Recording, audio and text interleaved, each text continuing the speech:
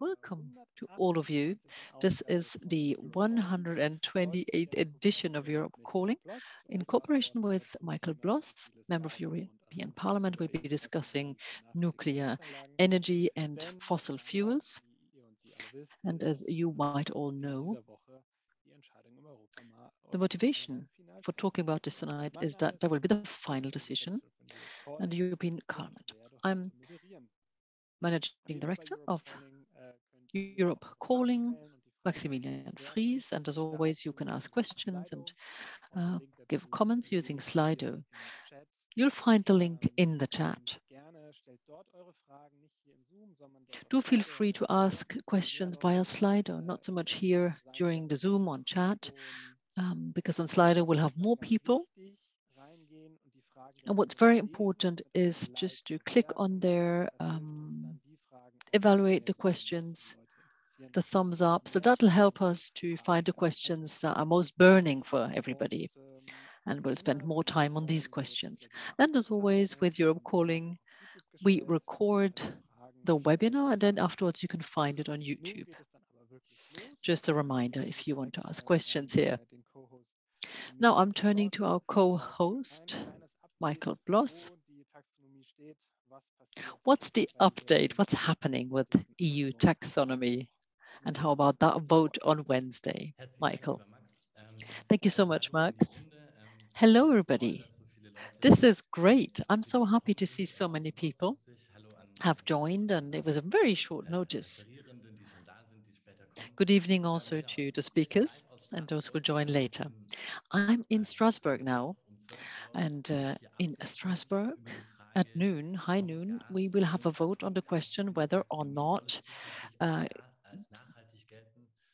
gas and nuclear power will become green fuels. Will they be considered sustainable? So, but who is likely to vote what? So does the so-called EU taxonomy for sustainable financial investment. And what we see for the first time here is that we look at various sectors and industry and say, this is sustainable investment, you can go for it, it's green. And renewable energies, for example, of course, are considered sustainable. That was the first idea. But in a second round of negotiations, it was said that natural gas and nuclear power should be considered sustainable as well, which is not exactly what we've created a system for, because natural gas has a very damaging effect on the climate. So you can't possibly call it sustainable, using gas to create electricity. Well, gas is almost as bad as coal. So it's not compatible with the 1.5 degrees goal. And the same holds true really with nuclear energy. It's not a sustainable energy because we just don't know what do we do with the highly radioactive waste. What's going to happen to it? Are we going to store it for the next, 100,000 years?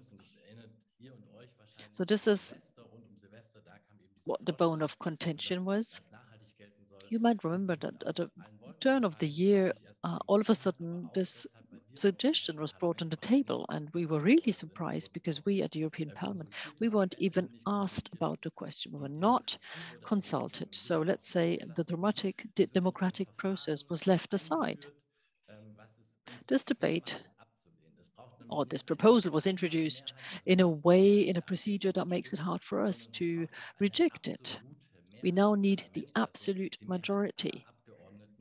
So a majority of all members of parliament rejecting this taxonomy. We're talking about 353 members of parliament who would need to vote in favor of rejecting the project in order to avoid that kind of greenwashing when it comes to Wednesday's vote.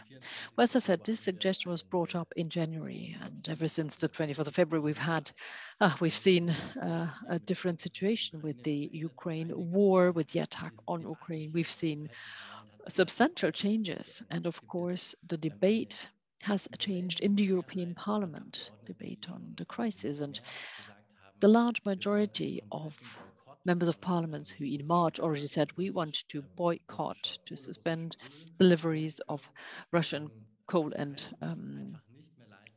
oil and gas, they came forward and they said that we cannot afford financing Putin, that Putin finances this war with the money we send over from Europe buying gas and oil. So this is how the taxonomy comes in. The taxonomy was something that was created, a structure, a scheme that was created before begin of that war. And in Germany, what we've seen is that that lobby groups have spoken up in favor of further gas deliveries, further gas supplies. This is where they're at home, really, from Russia. And whoever looks at the taxonomy with a magnifying glass will quickly see that the Russian gas has nothing to do with sustainability, not even liquefied gas. So we've seen changes recently, but we're counting the numbers here. And we have the following situation. Now, the Greens, the left, Social Democrats, nearly all of them will be in favor of rejecting this project, but we also have a CDU colleague, the Christian Democrats. Peter Liese, welcome. Our colleagues here are very important. We're counting on you. If we manage to convince the more conservative parties, it'll work, and we can celebrate on Wednesday that we'll have rejected this second delegated legal act. About 300 members of parliament are on our sides. We need 50 more, about 50 more. However, the feedback that comes in is that there's major pressure from people in the streets, the social media posters, letters. That helps to put the focus on that subject. And it really makes sense to make a lot of noise to make sure people hear about this subject. And I'm sure that the last 50, we managed to convince another 50 members of parliament. The stakes are good, and it might work. We should go for it. Thank you. Thank you so much, Michael. Thank you. That was a great overview of the situation that we see at the moment. Now, we're actually planning to have Luisa Neubauer hasn't joined yet, so let me continue directly with Peter Liese. Peter Liese, very glad to have you. He is the speaker in terms of the environmental policy of the EPP group, a member of the CDU in Germany. Mr. Liese, very curious what you have to say, what your take on things is, what the EPP, what their debate is about at the moment. Herzlichen Dank, kann man mich gut verstehen? Ich hatte heute Nachmittag ein Problem mit dem Mikro. Thank you very much. Hope you can hear me. The microphone seems to work. Just a quickie question. Nur noch eine technische Sache. Bitte achten Sie darauf, dass bei Ihnen in der Dolmetschung Deutsch angeschaltet ist, damit es just a reminder that you have clicked on German Deutsch. Sorry für den kleinen. Otherwise there might be difficulties. Da bitte Deutsch anschalten. Ja, wobei für mich brauche ich das nicht. Ich kann auch Englisch verstehen. Aber dann weiß das System, in welche Richtung es That's just for the system to know in what direction, what language direction to work. Well, thank you very much for the invitation. I apologize for not being all that punctual. Well, let me say, I actually had a discussion with Ursula von der Leyen, but I wasn't on my own. It was not so much on the taxonomy. It was confidential, so I can't say very much about that, but that is the reason why I'm a little late. Again, thank you very much. Let me say that I'm impressed to see how much people from the civil society have come in. We've hardly had any debate like that at the European Parliament, and we see that people speak up and turn to the European institution, that it's important for them to raise their voices. Well, I've had a number of arguments, pro and con, and I've looked through the delegated legal act in January, and I've taken my decision. I will be voting against this delegating act. Well, it doesn't count to stay at home or to abstain. It's for or against. You need to vote against that delegated act. And this is the only way to avoid it, to prevent it. Well, it's not so much, for me, it wasn't so much reading through arguments and hearing what people think. It's really about seeing how many people are committed to fight for a purpose. So if people do fight for that purpose, so will I. So nuclear energy, that's my focal point. I'm not convinced that nuclear energy cannot contribute at all. That's not what I'm saying. What I believe is that we should use nuclear power plants for 1 or 2 winter seasons just to overcome the difficult situation with Russian gas. And I think it's a good thing that Germany decided to quit and to suspend deliveries. As C, the CDU, that's Christian. It's not cesium. We're not the conservatives. We're the Christian Democrats.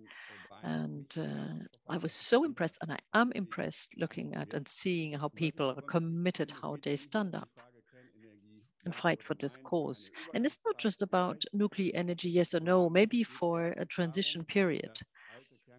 What is important is that old style nuclear power plants, the Russian style power plants, they are declared sustainable once they're refurbished. And this is wrong, I believe, especially given the situation now. And those of the traditional build, let's say, can be labeled sustainable. They enjoy the construction right until 2045. This does not mean that they're built, that they're constructed by 2045. It's well possible that they only produce electricity in, let's say, 2070, which is quite ridiculous. So we should choose another path and make sure that we do not depend on fossil fuels. And 2050 as a date for the waste treatment, that's just too late. So the details don't fit. Now, what I have to say that in the European Parliament, we do not have a majority against nuclear power. This is what we saw in the report on emission trading. We found that any funds used, we were pro not using these funds for nuclear energy projects, but that was not accepted. And there are other bits and pieces making sure that nuclear energy cannot be used as a sustainable energy form. But that was a very bad signal, politically speaking. This is why we explained to colleagues what it's all about. Let's say Emma Wiesner, she's from Sweden, and she is on our side, fighting against taxonomy, although she has a rather relaxed stance on nuclear energy. But it's all about natural gas. Gas is a fossil fuel, and we are responsible for protecting our climate. I was very shocked about the last ruling of the Supreme Court in the United States of last Thursday. It'll be difficult to keep the United States on board. They have higher emission rates. So it's even more important now that we prove that we can be successful economically speaking with a sustainable economy. And of course, the Ukraine war has turned the tide, making it very clear that we cannot count on natural gas in the same way, and certainly not on the same amounts as before. Last week, we had an event together with colleagues, together with Michael, with a colleague from Ukraine, who stated very clearly that it really is a slap in the face for them should this form of taxonomy be accepted. That make it even more attractive to invest in Russian gas, and the alternatives like LNG are not made more attractive. So It's difficult. We do not yet have an embargo against Russian gas, and I was very much for it, and I made sure people rally to the cause, but it didn't work in European Parliament. So with this decision, Russian gas could become even more attractive, and this is what we want to avoid, and this is one major reason why we should vote against, and I have decided personally to vote against. The situation is very difficult. I can't really say what's going to happen amongst my colleagues. I don't have a crystal ball. We have colleagues in Berlin, our Markus Ferber, for example, economic speaker, and other colleagues from the CDU are very clearly against the delegated act. We do see a challenge. We do need a qualified majority. So all of them who are not here or who abstain, they are counted towards a yes to taxonomy. And unfortunately, there are a number of COVID cases. I heard about 2 or 3 colleagues who, because of COVID, will not be able to attend the vote. So that is going to be a very exciting, a very close shave. But this shouldn't be discouraging, even if a simple majority is against and we do not achieve this qualified majority, we have this political signal. Well, the problem is that people are missing out because of COVID. So let's at least try to find a majority against. I want people to see that the European Parliament doesn't support this act.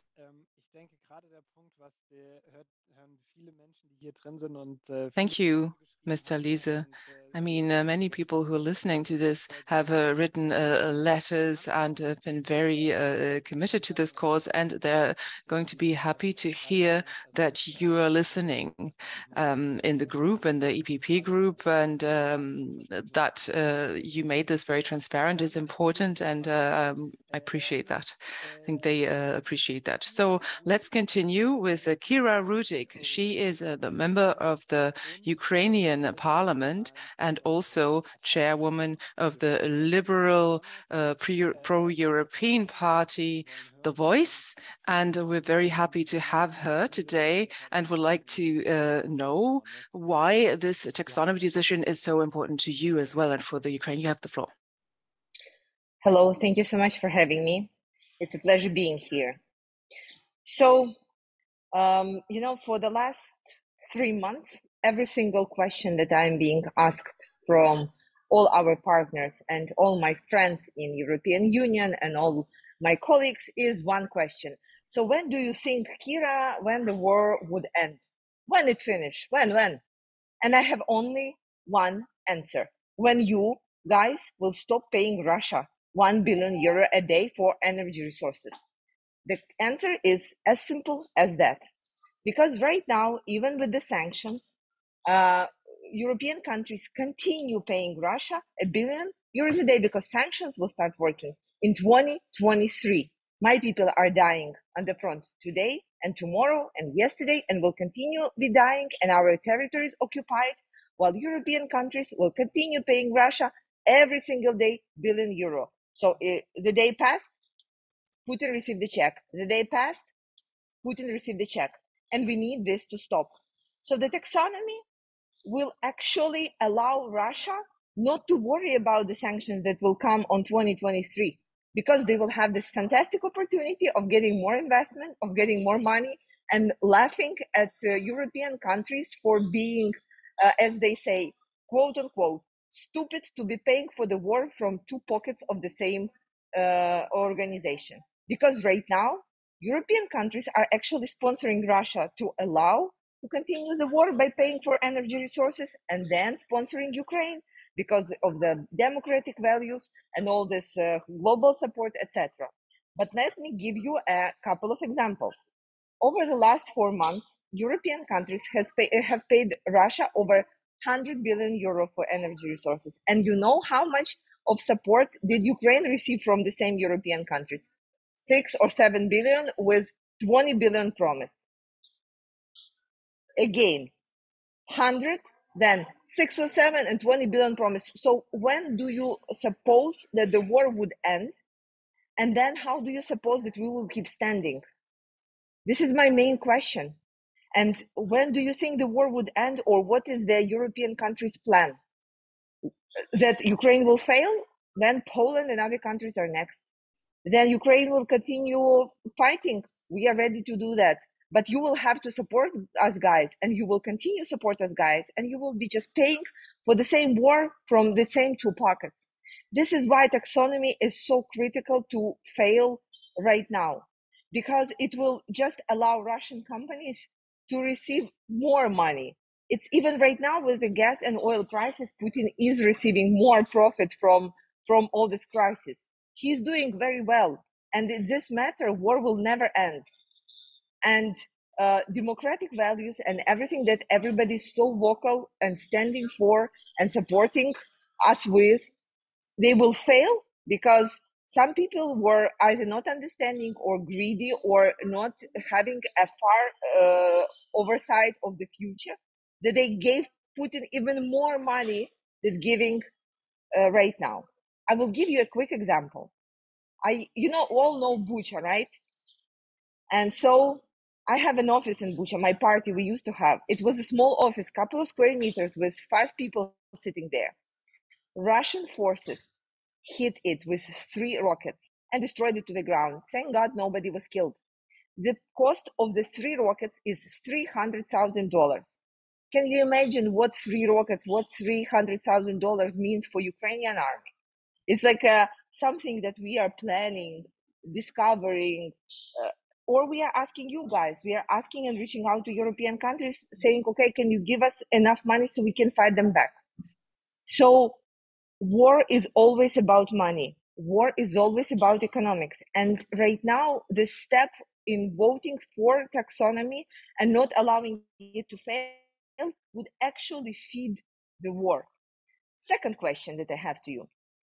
Forget about Ukraine.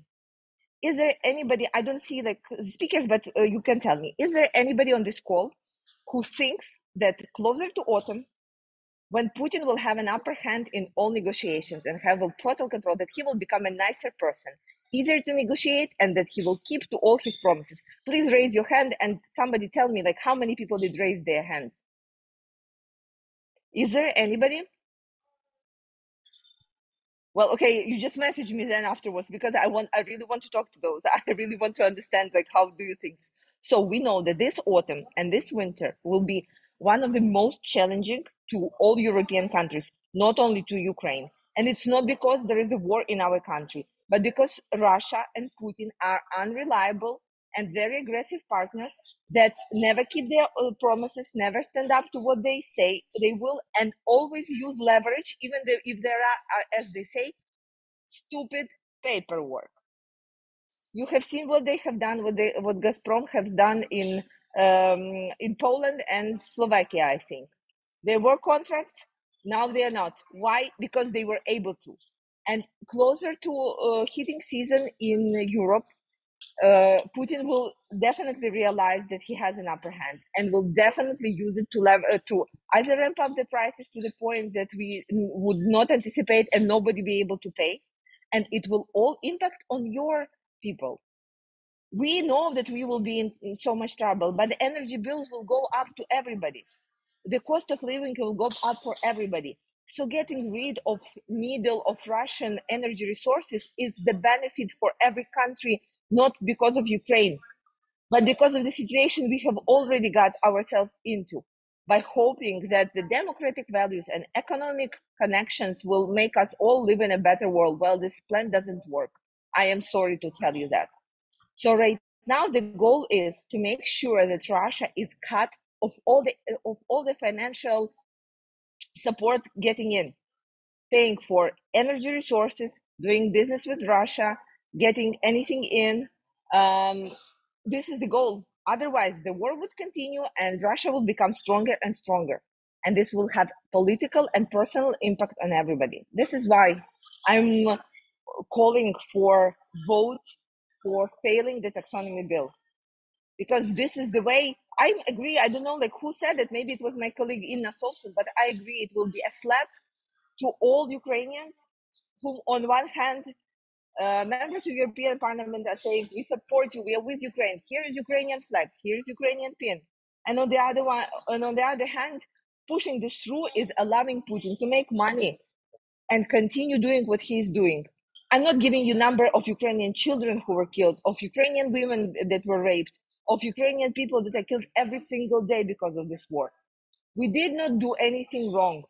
We did not. We were just located with the wrong neighbor. And right now we are standing and protecting the whole Europe from the person who is basically the modern Hitler. So I'm calling once again. First, give me a number of people who said that Putin will become a better person. And second, give me reasonable, there's none? Okay, good. So give me a reasonable reason of why should he continue receive more money. Thank you and glory to Ukraine. Vielen Dank für dieses richtig starke. Thank you. That was a very strong statement regarding what this is about and why we are here together. This is exactly what it is about, and we really wish you all the strength and safety for you and your family. And I really hope that Wednesday we will have a rejection of gas and nuclear in the taxonomy. So the next speaker, the next panelist,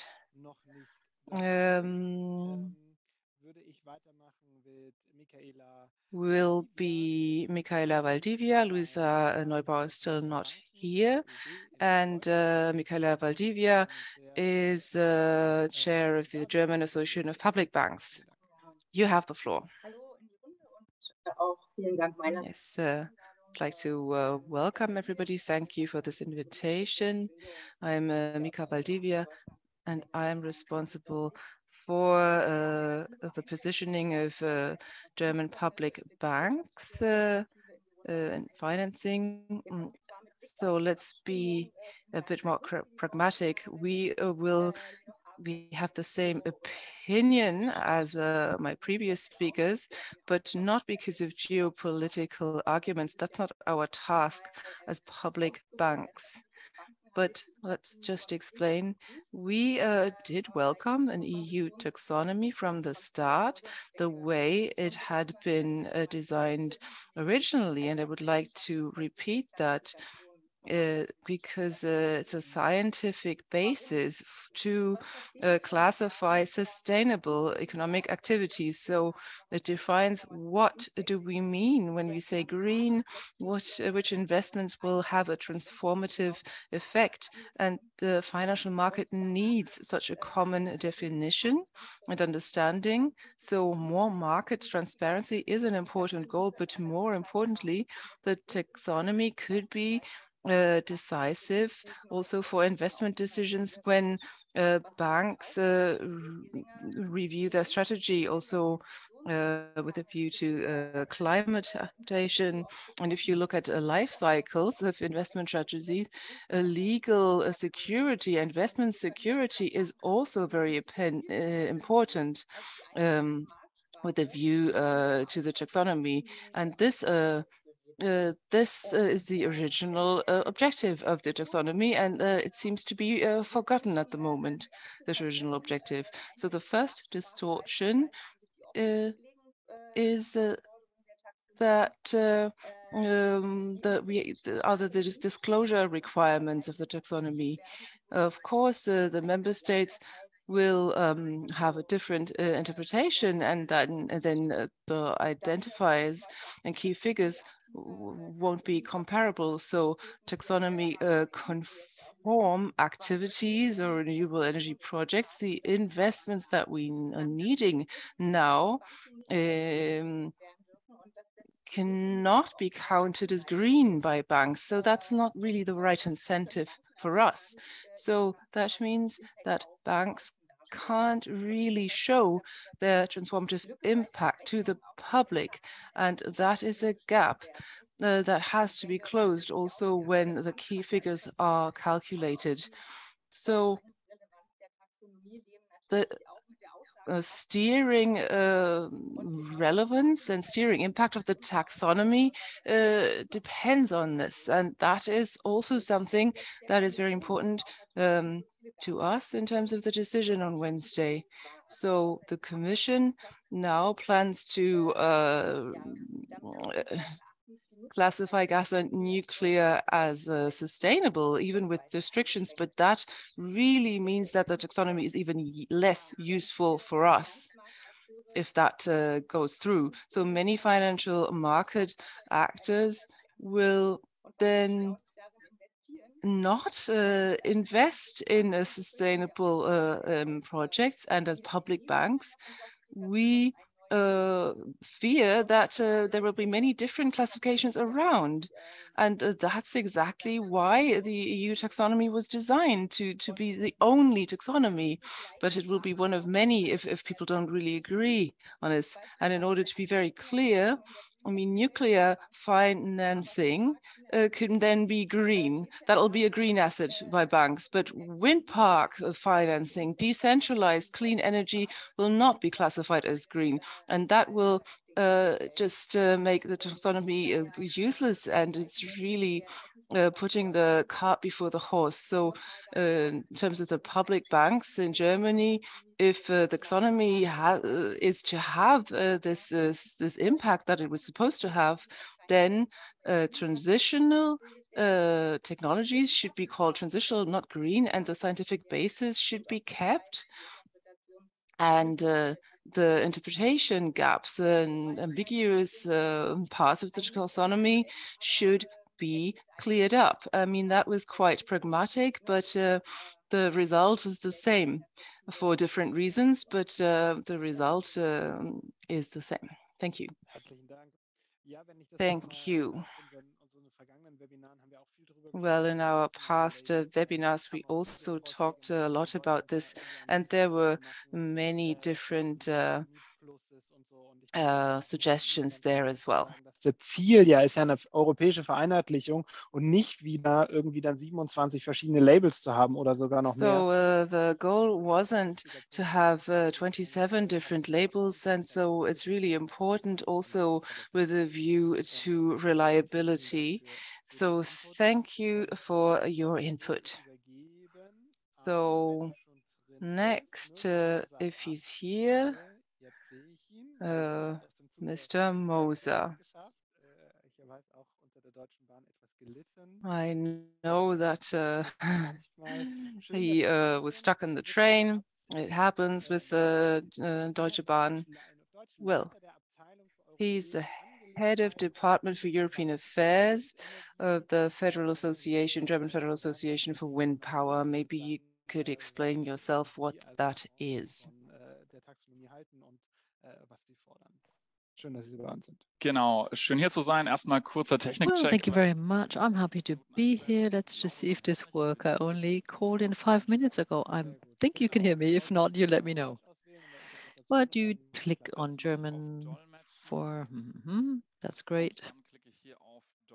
Okay, interpretation in German. So here we go. Fire away. Yes, I'm very happy to be here. Thank you very much for having me, Mirko, Moser-Abt, head of team in terms of politics at the Federal Association of Wind Energy, but also in the Federal Association for Renewable Energy. So I actually represent with my two hats tonight what we would call the lobby for renewable energies. So at national level, what we try to do is to get together with the federal government to write out new legal acts to make sure that our climate objectives are reached and to make sure that we make sure that as many projects in terms of renewable energies as possible are rolled out in the very near future. So we're very happy to discuss this here with you at European level, where we've had a number of debates at the German national level, but we're very happy to get into the European level. So it's one big construction site, really, when you look at Europe. So we have this European framework of legislation, and this will then have to be implemented, transposed at national level, in our case, in German level. But this doesn't have to be, well, you don't have to reinvent the wheel when implementing these legal acts, because we have the European framework. So there's positive sides to that, but this can have downsides as well. And I have to agree with the previous reader. The taxonomy as such is one really great thing. It's great stuff. But when it comes to investments, this is what we need. And it's probably unique what we see now in this form in the European Union. But here's the but, the delegated act. That gives us a big knot in the stomach. So the delegated act will have to be transposed at national level, and there's no room for maneuver, neither on the European nor at national level. So we cannot, change little things or modify things at national level. So this is why for us the vote on Wednesday is so very important.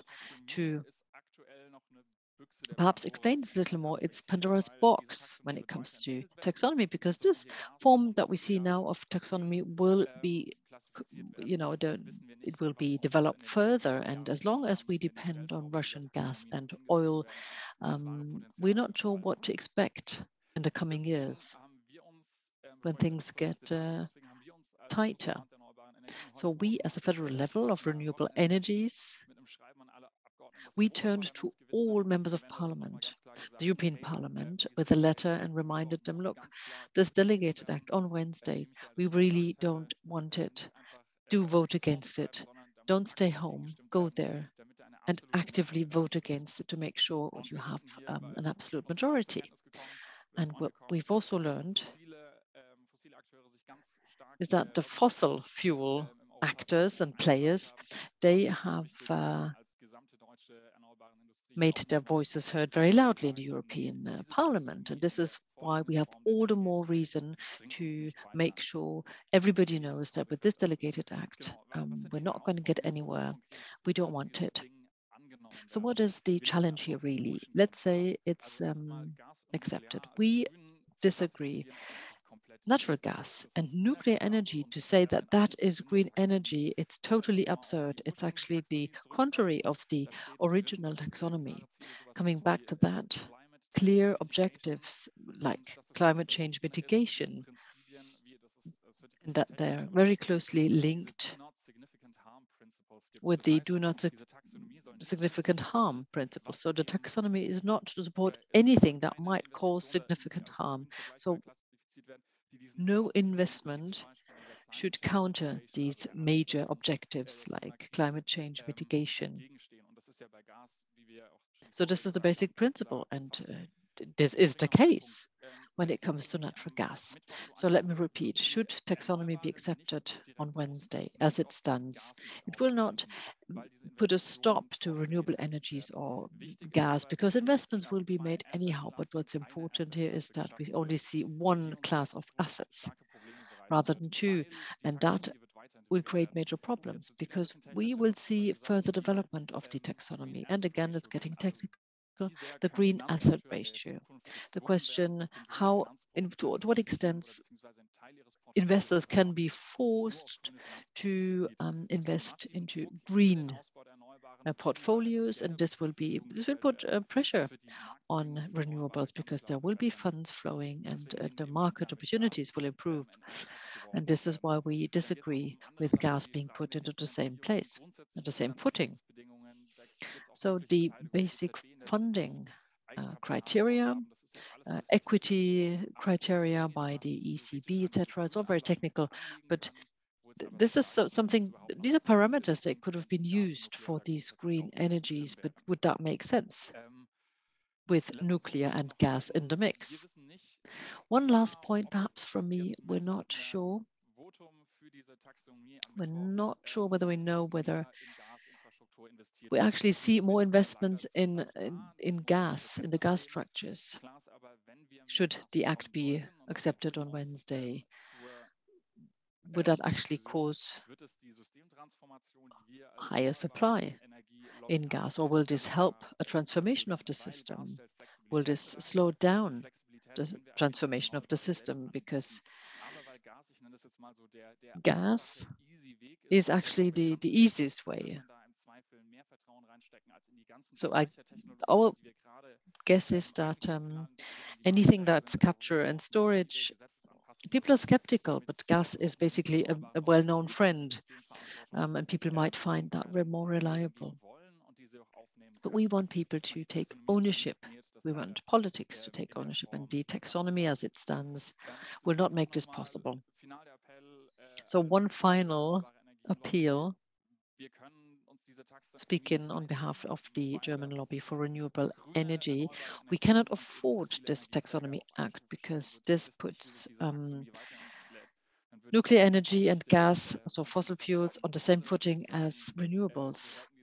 This is a conservative route. We shouldn't open this Pandora's box, and this is why we say that the delegated act should be voted against very clearly on Wednesday.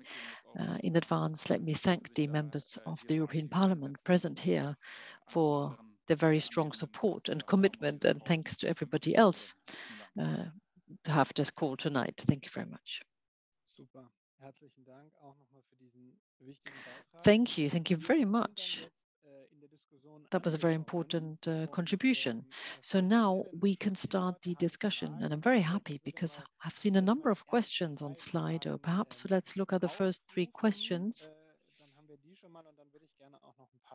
That gives us something to start with, something to digest, and then I'll take on board more questions. One question, as Michael touched upon at the beginning, perhaps you can come back to explaining that. So what happens if the Parliament rejects classifying gas and nuclear as sustainable? Would that be the end of all taxonomy? Perhaps you could say a few words on that. And then the second question. Mirko Moser-Abt. That would be to Mirko Moser-Abt. What's the effect on the rolling out and extension of renewables if coal and gas, nuclear and gas stay out of the taxonomy? Then a question to Mica Valdivia. So taxonomy, does that have an effect on the granting of loans? So let's say let's start with Michael Bloss, Mr. Moser-Abt, then Ms. Valdivia, and then let's start another round. That's great, thank you very much. So the question, what's going to happen if, well, we have this idea that gas and nuclear be called green.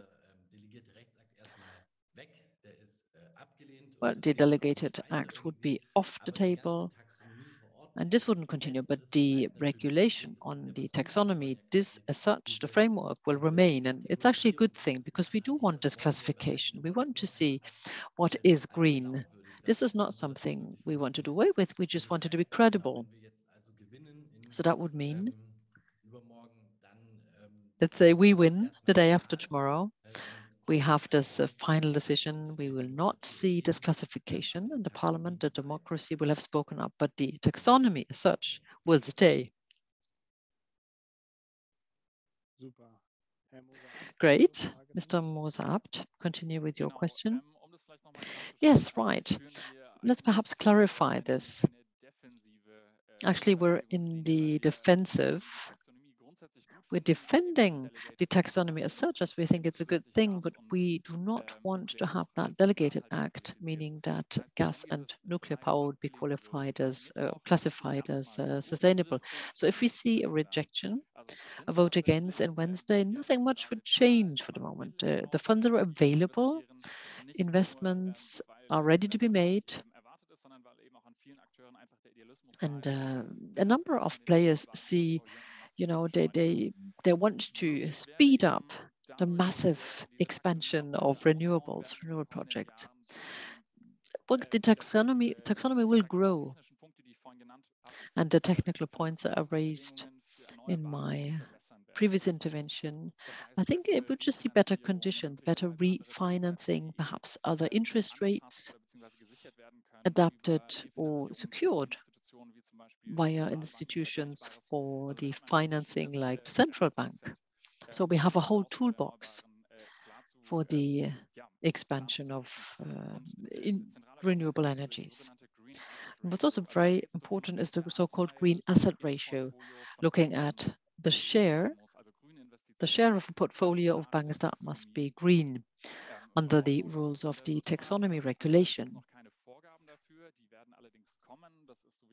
We don't have any specific rules on that yet, but from what I heard from the European bubble, there is an interest for that. And it's a good thing because any financial investments will more or less be directed towards green investments under easier conditions for financing. And this is why we would like to bring forward these improved and reserve these improved conditions for renewables and not see them with fossil fuels. Thank you very much.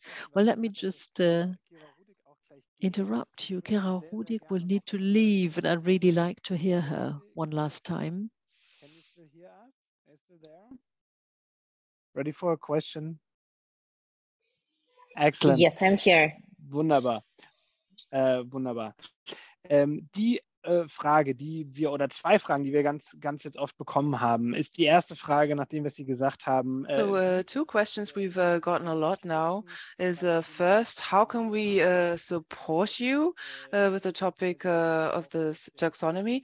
But today, Mr. Zelensky also said at the donor conference that what about the green energy transition in Ukraine itself? What could the EU do to help with that? And then a second question, what do you think about the Russian gas influence globally? It's not just an issue for the EU, it really is a global issue. We have seen that during the G7, that India, for instance, is very dependent on Russian gas. So first question, how can we support you? And the second question, what do you think about the global situation with the Russian gas? Thank you so much. So first, my party has been pushing for Ukrainian Green Course, which is a kind of adaptation of European Green Deal for a while right now. And the simple thing that is needed for it to happen is money and political will. And what President Zelensky said means that right now in Ukraine, there would be, hopefully, there would be a political will to do that. At least with me, it never stopped being. Second thing that we need is money. We will need significant investments. So the rebuild that could happen in Ukraine will be not rebuilding the existing energy infrastructure, but actually concentrating on Green Deal. The only thing that was stopping us from becoming more green was obviously lack of funds.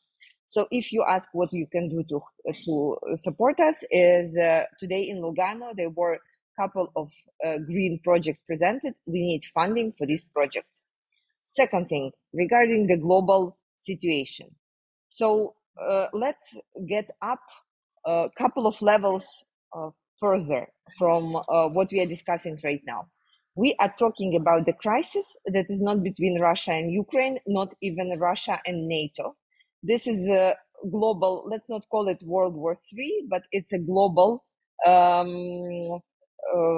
fight in between old world and new world. And Russia, and it's not limited into European Union and Russia. It has China, it has BRICS countries included, it has African countries. Everybody is involved this on that way. What Russia is showing by all these steps is that the old world, that European Union is incapable, old, and irrelevant. This is statements from Russian propaganda that were kind of pushed back by giving Ukraine the candidacy status and proved all the Russian propaganda is wrong. But this is what they are telling all the other countries, that West doesn't need them, that West will forget them, and that they need to rely on Russia as their energy supply and on China as their infrastructure supply, and they will be fine. And these countries do believe these promises because because they look very, very seductive. For many African countries, for Latin American countries, for India, for Asian countries, all these offers are really not only seductive, but promising, and promise them a place in the new world and new economy that Russia and China plan to build very soon. So again, the question that European Union as it is need, along with United Kingdom and the United States, is like, what's the strategy against Russia and China? What's the plan? Because right now, when I'm talking to all the world leaders, I do not see the particular plan. I see tactical steps that are be taken, but not the answer to simple questions like you asked. Okay, so what are we going to do if all the other countries will be buying Russian oil? It's even easier than buying Russian gas because it doesn't depend on the pipelines. It's just the tankers that just will be redirected somewhere. What are we doing when Russia will be trading stolen grain from Ukraine with India, and India is buying and then India is selling? What are we going to do? So the proper way, from my opinion, is to vote and acknowledge Russia as a country sponsor of terrorism. So then they will be like North Korea that nobody wants to deal with. And then all the other countries, especially the BRICS countries, will have sanctional limitations of what business they can do with country sponsor of terrorism. As what I see right now within the political elite, that's not going to happen soon. That will happen in some particular countries, but not like all over the world, where to really push Russia back. So then I'm redirecting the question as somebody mentioned here in the questions, country that is not a member of EU just yet, what is the plan? And taxonomy is just like a tiny question mark on this like huge paper. So while we are talking about tactical steps, we need to refer to our leaders with the questions about strategic steps. And I don't see global strategy right now of how to push Russia back and make sure that in 10 years we are not in the new world where the European Union countries are obsolete.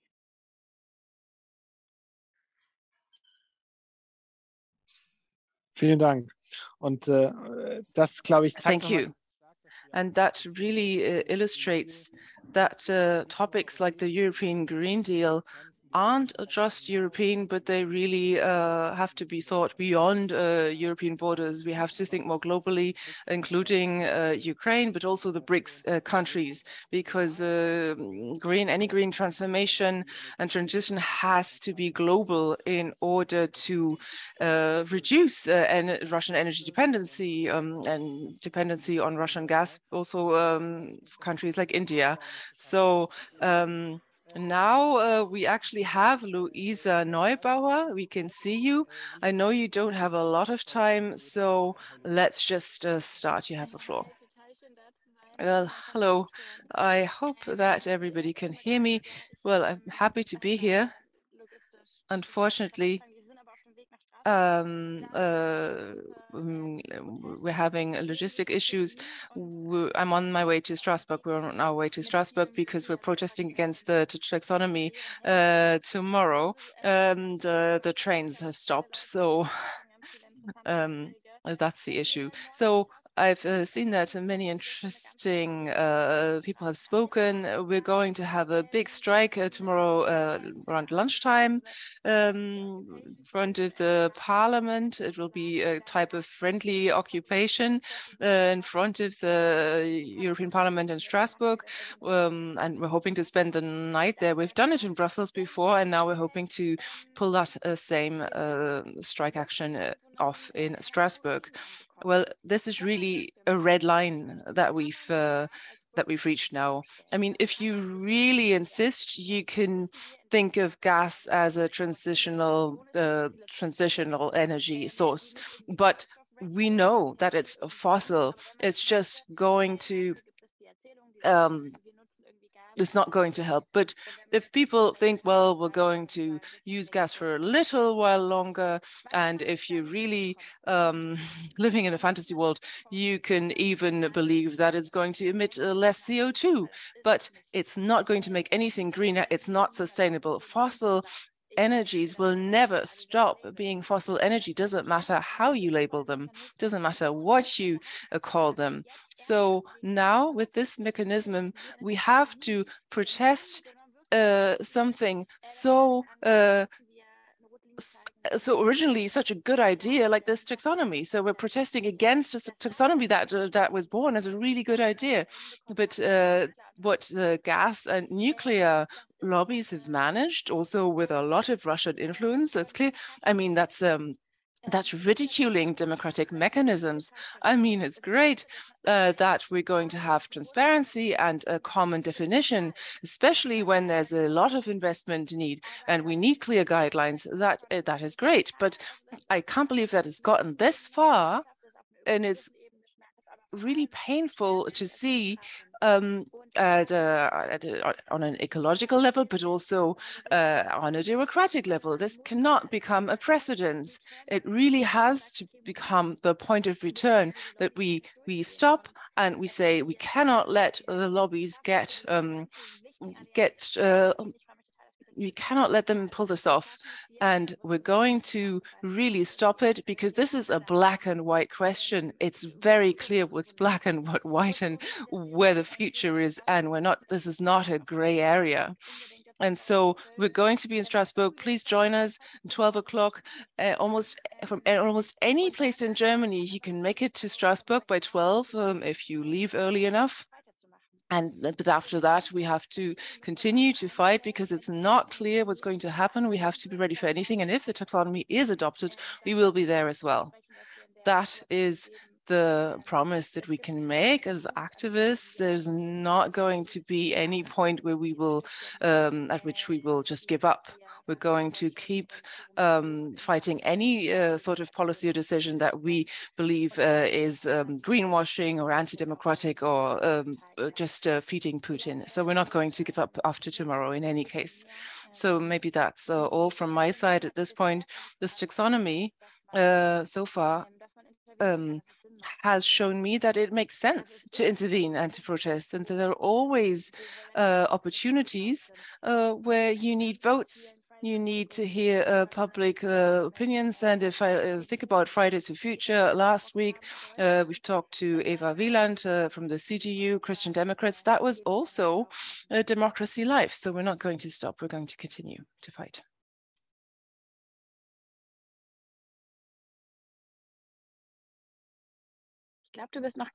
Yeah, genau. I think you were muted. Well, Luisa, thank you. You did not hear Peter Liese in the beginning, but he really said that he appreciated all the actions that you did over the past weeks, and that so many people support this and making this themselves heard, and that many MEPs in the groups are moved by that to then vote against the taxonomy, and he also convinced their colleagues. So that shows that citizens can interact with the political level. So it's not in vain. So just to say that very clearly. And then let's say, with a view to the time, I have a question to Ms. Valdivia, and then one question to Peter Liese, and then I think that's all, because I think MEPs have more appointments tonight or tomorrow early, and others have to organize demonstrations tonight. But I would still like to hear from Ms. Valdivia, then Peter Liese, and then Michael Bloss to conclude. So Ms. Valdivia, thank you, Luisa. I know you have to leave. So I had to interrupt earlier, but I already gave you a question and then another question to add to that. So what's the effect of the taxonomy on loans given out by banks? And then we have lots of questions here that go in the same direction. So how can you get your hierarchy to actually invest in sustainable projects? So transparency is one thing. So they know, because of the labels, they know what's green and whatnot, but how can you actually get large funds with billions of investment money to actually make that green investment? Well, thank you very much. I can't really say anything on behalf of the funds. But speaking of the public banks, I think I'll repeat what I said at the outset. Taxonomy based on scientific facts. If this continues, then it will have a transformative impact. And at that point, I think you can say it's taxonomy ready. And that, I think that's where we're going to see an impact. Because you mustn't forget one thing, taxonomy. It's not that the sector know-how transferred to the banks. Of course, the funds will find it easier because they have listed companies to start with to choose from. And they have fairly good knowledge of their portfolio. And this is not always the case because not all of the clients, all of the customers asking for loans are actually listed companies with a known history. So I guess it might actually be easier for the larger companies. I think we might want to have to ask some of the experts of the funds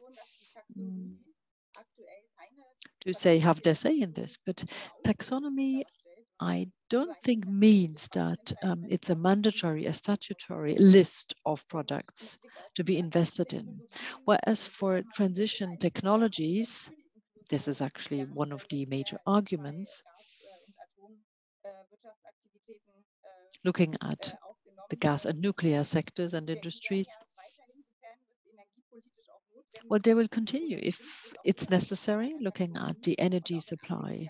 And this is independent of the taxonomy, also when it comes to funding. But I think one thing is very clear. I think banks are, gearing towards change, towards transformation. And I can say just to make a Moser-Abt, it's a bit of a paradox, but it's absurd. We cannot have we cannot actually finance renewable energy projects. Of course, we need to check all the technical questions and do that soon and together. And it's true that given the technical errors, it's not going to stop banks investing in renewables. But we'll see what the vote on Wednesday will bring about. At the moment, the situation is still slightly absurd, so I think we need to adjust things in many places. Thank you very much. I think that was very important, and this was a reply to a number of questions in the chat. And Peter Liese, before you will need to leave us, let me ask you something. Now, you explained your debates, your discussions with colleagues in the EPP. So we have another 36 hours. Then it's voting time. So what can we do, we as a civil society? You actually mentioned the role of the churches. So what is it that you would ask for to make sure that we can convince more colleagues to vote the right way?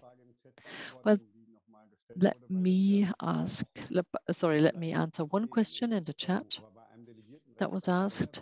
With the delegated act in general, we have to say that unfortunately the parliament needs a qualified majority to reject it. It may well be that we find a majority on Wednesday, but not a qualified majority. So there might be some cowards and don't come to vote. Others suffer from COVID. They're not allowed to come to Parliament on the Parliament premises, and that would be very sad. But I still wouldn't call it a waste of time at all.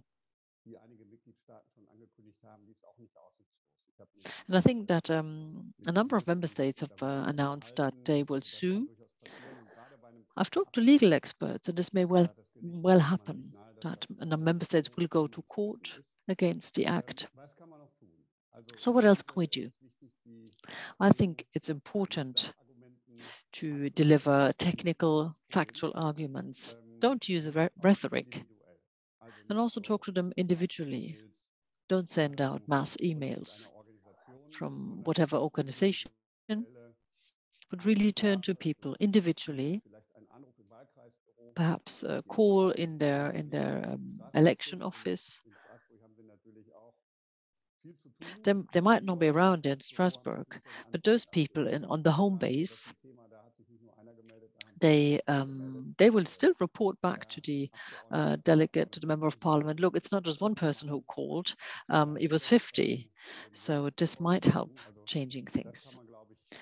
So this would be something you could do. And as I said, don't attack people, don't be aggressive.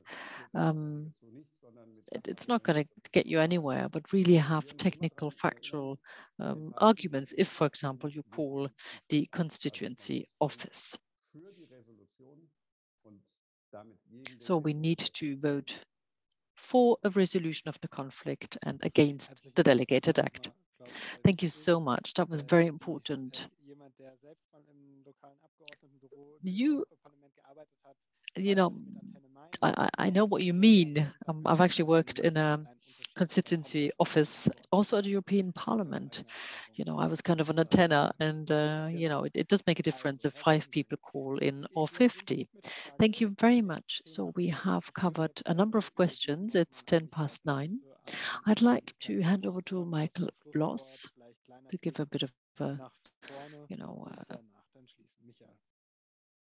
bit of a summary, and then you'll hear my closing remarks. Thank you very much, Max. You're a great facilitator, as always.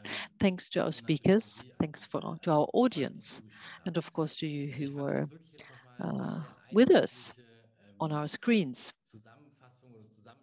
So that was a very great listing of arguments, and also of the whole chain of arguments around taxonomy. On the one hand, it's very clear that we need a financial instrument that is credible. So it's a good compass that will help us navigate the waters. And if I see on that compass it says sustainable, then the product, the investment should be sustainable. This is what the banks want. This is what customers want. And this is what's not going to happen if in less than 40 hours we agree with the delegated act. On the other hand, we need this instrument to make a difference between renewable and other instruments and projects. So this is where we need some pressure. We need to insist. I think it's very moving and very touching to hear Kira Rudik speak to us from Ukraine, and also say very clearly what that means to her, living in these conditions, and that billions and billions that Europe pays every day, that we pay every day to Putin, and the little that Ukraine receives. So her asking us, stop buying that gas, stop enacting legal acts that will help Putin keep buying selling that gas. This is a very important aspect. And Luisa, I think that was really great. It's about democracy. It's about having this debate on a very large scale. Actually, we helped the Commission to, somehow we helped, we feel that the Commission has sort of hidden the debate because this was enacted around New Year. And that it's a young generation that says, we don't want that, we are fighting for something else. And even if you might lose the vote, you will not be disappointed. You just want to show what it's all about for you. You want a future in which you have the same freedom that we enjoy, a future that's worth living for and living in. And this is not going to be possible with nuclear power or natural gas. So thank you very much.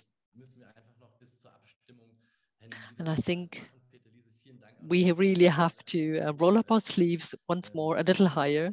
Peter, Liese, send an email, give a call, maybe something handwritten. That might be very helpful and might make an impression on parliamentarians, on members of parliament. So if we win, we're going to celebrate. If we lose, we'll still continue the battle. Perhaps might take one step back and two steps forward, and then we'll see the legal challenge, the suing. 1.5 degrees. This is what it's all about. It's about saving the climate, not using technologies of the past, but using renewables, the energies, the technologies of the future. This is a political debate and we're ready for it. We're here for it. And I'm quite optimistic. I'm positive that at least in the long term, we'll see success. Thank you very much. Thanks to everybody, more than 1,200 people. All in all, as I've seen people on YouTube, great stuff, great interest. Europe Calling will be continued.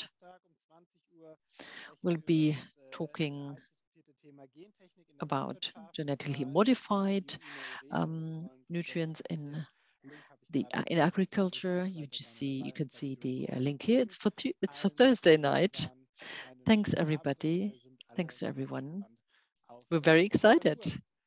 Let's see what's going to happen Wednesday at noon. Call them, write to them. Thank you very much.